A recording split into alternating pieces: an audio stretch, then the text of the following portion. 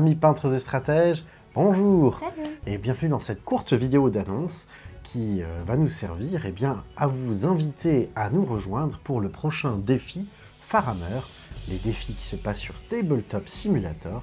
Si vous ne savez pas qu'est-ce qu'un défi Farhammer sur TTS, on a créé une petite vidéo, une grande vidéo qui vous parle de façon détaillée qu'est-ce que c'est, en quoi ça consiste, comment participer, et tout ce genre de choses. On vous invite, elle va apparaître, il y a un petit lien.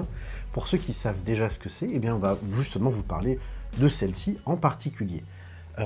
Hier vient de sortir tout juste la nouvelle tablette de données d'équilibrage de Warhammer 40 000, ainsi que en même temps, pack de missions. C'est exactement une refonte du jeu égal avec un pack de missions. Donc c'est ce qui sert à déterminer la manière dont on fait les terrains, la manière dont on gagne du score et toutes sortes de choses importantes. Donc au final, vu qu'il y a les points d'armée, les règles de pas mal d'armées et les manières de jouer, les missions et les cartes de déploiement qui ont changé, ça fait beaucoup de changements et c'est la bonne occasion pour faire un petit défi pour tester ça ensemble. Exactement. Du coup, pour ceux qui sont intéressés, on vous invite à nous rejoindre le week-end du 20, 21, 22 juin, donc dans pas si longtemps que ça, pour justement rencontrer d'autres personnes de la chaîne, peut-être nous croiser si vous avez de la chance, et tester toutes ces nouvelles règles joyeusement. Lors de tous ces changements, il y a beaucoup de choses qui ont un petit peu été modifiées, et parmi celles qui nous encouragent, nous hype particulièrement, eh bien, il y a entre autres le fait qu'il y a tout un nouveau mode de jeu dans le jeu égal. Donc, parmi ces toute nouvelle carte de jeu égal prévue, eh bien, ils ont gardé comme ce qu'ils avaient fait avant un mode de jeu en 2000 points et un mode de jeu en 1000. D'ailleurs, ils ont rajouté quelques précisions sur le 1000 points avec des zones un peu modifiées, un peu comme ce que nous on fait en 500 points, et quelques bonus, on va y revenir. Mais surtout, ils ont ajouté quelque chose de nouveau qui n'existait pas du tout depuis très longtemps, il n'y avait rien eu de similaire, à savoir, ils ont appelé ça le jeu asymétrique. Alors qu'est-ce que c'est, en un ou deux mots, le jeu asymétrique, Amélie? Alors le jeu asymétrique, eh bien, ce sont des missions où d'une part le déploiement, mais aussi les objectifs des deux joueurs vont être, comme le nom l'indique, asymétriques, donc assez différents l'un de l'autre. Dans une partie qu'on a joué jusqu'à présent en version 10, les deux joueurs avaient des zones de déploiement qui avaient exactement la même forme, la même taille, les pions objectifs étaient placés à la même distance de chacun d'eux, bref, c'était tout pareil de chaque côté. Exactement. Et la manière de marquer le score d'objectif principal était aussi le même pour les deux joueurs. Dans cette nouvelle façon de jouer, pas du tout, c'est-à-dire qu'il peut y avoir une zone énorme pour le défenseur et toute petite pour l'attaquant, il peut y avoir... des formes de lune en croissant, des points objectifs qui sont tous d'un seul côté de la carte. Bref, c'est vraiment des terrains qui vont être totalement, comme le nom laisse le suggérer, asymétriques. Il ne va pas y avoir un placement qui se fait autour d'un axe avec des distances égales. Ça va amener du coup des scénarios où, selon l'endroit où vous êtes assis en tant qu'attaquant ou défenseur, ça va avoir une grosse différence sur le ressenti de jeu. Et notamment, nous, on aime bien parce que ça s'ancre dans ce qu'on aimait déjà faire, à savoir du jeu égal avec toutes les règles du jeu, mais pas forcément quelque chose avec une ambiance compétitive de tournoi. Par exemple, si vous le savez, on n'utilisait pas toutes les petites extensions qui étaient dans justement le petit add-on de tournoi qui faisait par exemple que les terrains étaient symétriques et placés de manière millimétrée avec à peu près que des ruines partout, ni le fait qu'on pouvait marcher sur des pions objectifs, ni le fait qu'il y avait certaines modifications de mission qu'on ne jouait pas. Nous, on jouait à la cool, un peu comme si vous jouiez avec des amis, en utilisant, véritablement le jeu égal, toutes les règles, mais en ayant juste une belle table, en voulant aussi que ça puisse raconter une petite histoire. Et justement, ce mode de jeu-là est fait pour nous, ou pour vous, et on est très très pressé de le tester et de voir ce que ça va donner. C'est celui qu'on va jouer sur la chaîne à partir de maintenant, et c'est aussi celui qu'on vous propose de tester avec nous sur ce défi. Tout à fait. Une des particularités de ce mode de jeu, comme l'a dit Amélie, c'est que le fait d'être attaquant ou défenseur, ça change plein de choses.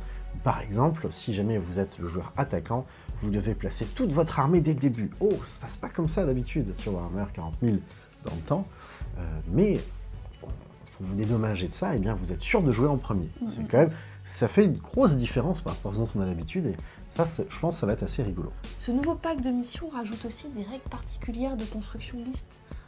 pour le 1000 points, qui Oui. correspondent en fait déjà assez à ce qu'on avait rajouté nous pour jouer en 500 points, Tout à fait. puisque par exemple, il limite le nombre de fois qu'on peut prendre la même fiche technique dans son armée. On n'a pas le droit normalement de prendre en 2000 points 4 fois le même char. Le maximum, c'est Le ce que je maximum, rappelle, la c'était triplette, donc x3 de la même unité, pour une unité standard du jeu. Les héros épiques qui ont un nom, Gulliman, il n'y en a qu'un, donc peu importe le format de jeu, il n'y en a toujours qu'un. Et bien là maintenant, si vous jouez en 1000 points, ce sera limité à 2 unités par ennemi. Et nous, en 500 points, on était déjà à 1. Donc on peut voir que c'est une simple division. C'est logique, on s'était de toute façon basé sur ce qui existait dans les éditions précédentes. Donc les règles de construction de liste des défis précédents sont exactement les mêmes, elles n'ont pas bougé. Il y a aussi une petite règle qui a été ajoutée pour le 1000 points qui concerne ce qu'on appelle les actions. Les actions, qu'est-ce que c'est? C'est quand une unité, au lieu de se battre, de tirer, de charger, etc., va passer son tour pour faire gagner des points de victoire, faire gagner du score. Comme avoir une unité qui s'immobilise et qui ne se bat pas, ça n'a pas tout à fait le même impact en 2000 points qu'en 1000, puisqu'en 2000 points on a beaucoup plus de figurines, c'est facile d'en laisser une de côté pour faire du score. En 1000 c'est plus compliqué, en 500 encore plus. Et bien ils ont rajouté que pour le 1000 points, toutes les unités qui ont le mot-clé ligne pourront maintenant avancer et ou tirer en faisant des actions. Exactement, c'est une modification qu'on va du coup tout à fait logiquement aussi appliquer dans toutes nos parties en 500 points, puisque c'est comme du 1000 mais en moins. Donc toutes les règles particulières que Games Workshop va rajouter de manière officielle sur le 1000 points vont se retranscrire aussi sur nos parties.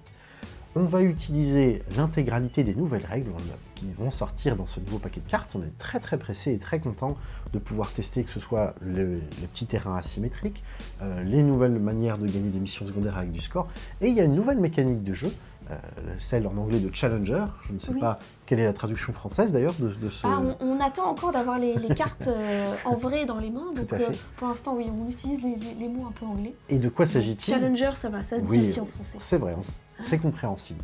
Eh bien, quand un joueur aura trop de retard par rapport à son adversaire au score au début du tour, eh bien, il va pouvoir avoir une carte qu'il va piocher et ça va lui donner des bonus, soit justement des actions pour gagner du score, soit, si on préfère, un stratagème gratuit pour 0 point de commandement qui permet de faire des trucs assez fous, d'avoir des bonus, de traverser le décor, de faire des dégâts, de faire des trucs assez utiles et impactants. Et je pense que ça va peut-être amener justement des parties plus serrées avec du va-et-vient. Et nous, c'est ce qu'on préfère. On adore avoir des parties serrées avec soit des égalités, soit une incertitude jusqu'au dernier tour. Et je pense que ça va dans le bon sens. Je suis très heureux qu'ils le mettent. Pour du jeu amical, c'est justement parfait. Et typiquement, c'est aussi une des raisons pour laquelle nous, on utilise le système de revanche. Donc, si vous regardez la chaîne, vous voyez qu'on joue parfois en plus que 500 contre 500. Pour essayer d'atteindre ce point d'équilibre où les armées se valent, et bien ce petit bonus-là vont aussi aider peut-être à lisser le fait qu'une armée ait du mal contre une autre, ou alors vous n'avez pas eu de chance au dé au début. Voilà, je pense que ça va être vraiment très fun. On va également jouer avec les twists, qui sont du coup quelque chose qui remplace les règles de mission qui existaient jusque-là, qui étaient le terrain est miné, il se passe des choses et tout. C'est un peu pareil, c'est des choses qui modifient le jeu, mais maintenant ça modifie énormément le jeu, et il y a toutes sortes de bonus qui ont l'air très impactants. Typiquement, celui qu'ils ont montré et dont tout le monde parle, c'est « Oh, il fait nuit, donc personne ne peut tirer à plus de 18 pouces ». Donc on tire vraiment très peu loin, et voilà, il y a des choses comme ça très impactantes. Il y en a un qui permet de faire des charges avec 3D au lieu de 2. Pareil, si vous jouez corps à corps, waouh, c'est la folie. Donc à voir ce que ça va donner, mais ça va sans doute encore une fois faire des parties qui vont bien changer ce dont on a l'habitude. Et donc il y aura ces twists aussi sur le défi, sur Tabletop Simulator. Et donc, sur la chaîne. Pensez, si vous voulez participer à créer une liste, qui puisse peut-être s'adapter à tout un tas de situations un peu imprévues, des twists, des positions d'attaquants ou défenseurs très différentes, enfin voilà. Pour participer à ce fameux défi qui arrive, nous on va s'occuper de tout préparer, comme d'habitude, vous avez juste à ramener votre liste d'armées, la même, qui va faire les 3 parties, une le vendredi, une le samedi, une le dimanche. En réalité, si jamais il y a un jour où vous savez que vous aurez du mal à venir et où vous n'êtes pas disponible, c'est pas grave, vous pouvez vous inscrire, et lorsque vous vous inscrivez et que vous irez sur la petite page Discord de la chaîne, eh bien, vous aurez une petite annotation et vous pourrez dire les jours où vous savez que vous pourrez jouer, et c'est là qu'on vous fera rencontrer des adversaires. Donc vous n'êtes pas obligé de participer les 3 jours si c'est dur pour vous. Typiquement, nous, on a de jeunes enfants, on va sans doute alterner un peu nos participations pour que l'un d'entre nous puisse s'occuper des enfants. Sans doute que pendant que Georges l'autre va joue. jouer 2 parties et que moi je vais en jouer une. Ou l'inverse, on on ne sait verra pas bien. encore, et puis voilà. Tout à fait. Si vous voulez participer, eh bien, il vous suffit d'aller dans le petit lien qui va être en description de cette vidéo, qui va vous emmener vers le PDF qui va décrire tout le défi et les quelques règles de construction habituelles pour ne pas avoir une unité qui à elle toute seule vaut 500 points, et bref, ce genre de petits trucs comme ça. Typiquement avoir une seule unité de chaque type, sauf les lignes. Bref, toutes les petites règles spécifiques pour faire une liste d'armées amusante à affronter et à jouer. Et une fois que votre liste d'armées est prête, eh bien, vous allez devoir nous l'envoyer. Il faudra qu'avant le 15 juin. Voilà, dimanche 15 juin, dernier délai, vous nous fassiez parvenir à l'adresse mail team.farhammer@gmail.com, que je vais inscrire ici, eh bien, votre liste d'armées en précisant voilà, les options que vous avez mis à l'intérieur et ce genre de choses, le détachement que vous jouez, de manière à ce que nous puissions vérifier que la liste remplit toutes les conditions, et cela permet aussi eh bien, que vous ayez pris un choix définitif avant de connaître la liste d'armées et les factions des autres joueurs que vous risquez de rencontrer au fur et à mesure du défi.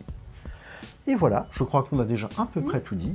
Comme d'habitude, les parties se joueront dans un format de jeu de table 500 points, donc de 30 pouces par 44 pouces, et vu que les cartes de jeu asymétriques ont été conçues pour le 2000, elles sont uniquement faites avec des dimensions très grandes, Amélie et moi, dès qu'on aura reçu toutes ces cartes, eh bien on va savamment faire des petites règles de 3 sur le placement des pions objectifs, mais garder le même écart type exact entre toutes les zones de déploiement pour que les distances de charge soient les mêmes, et bref, on se donnera un peu de mal pour les refaire à la sauce 500 points, et on vous permettra, comme toujours, de les avoir gratuitement en ligne.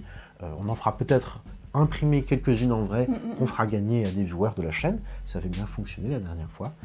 Et sur TTS, tout ça, ce sera prêt. Et du coup, même si vous jouez en asymétrique, ce sera quand même une table toute petite, comme en 500 points. Je pense qu'on a dit déjà le plus gros. On vous dit à très bientôt. Et on espère vous voir nombreux sur le défi. Salut tout le monde! Salut!